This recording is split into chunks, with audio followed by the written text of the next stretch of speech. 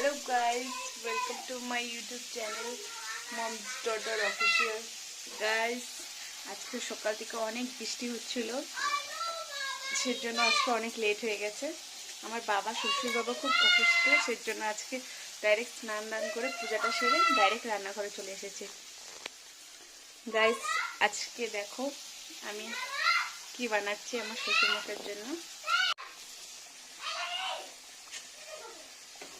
Guys, এটা মোচা বেটে শিং না, এটা কি মাছ, কুচে মাছের ঝোল দেখো। আর হলো এখানে আছে কোয়াশ ভাজি। এ মা, কোয়াশটা একটু জ্বলে গেল।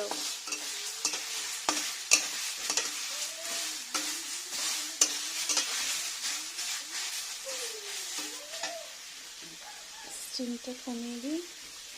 তারপরে দেখো এই যে সবার গাইস, তোমরা কারা শিঙি মাছের ঝোল খেতে ভালোবাসো আমাকে কমেন্ট করে জানিও। এই দেখো আমার দুষ্টু পাগলিটা সারাদিন দুষ্টুমি করে আজকে একদম বাড়ির হালটা নাজেহাল অবস্থা হয়ে রয়েছে। একদম সব জায়গা ভিজা ভিজা ভিজা ভিজা ভাবটা অসহ্য।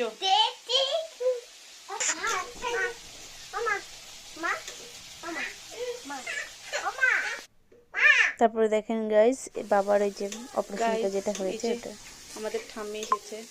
ঠাম্মি না কুচে মাছ খায়, না ডিমের ঝোল খায়, না কোয়াশ ভাজি খায়। সেজন্য ঠাম্মি বলছে শুধু শুটকি বাটা খাবে, সেজন্য শুটকি ভাজছি লঙ্কার সাথে। তারপরে পেঁয়াজগুলো কেটে তারপরে এটার মধ্যে লাগাবো।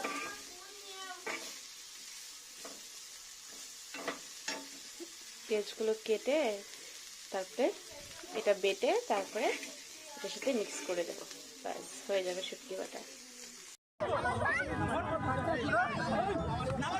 গাইজ, এই যে এই নিউজটার মতন একটা আমাদের নিজেদের আত্মীয়ের সাথেও ঘটনা ঘটেছিল।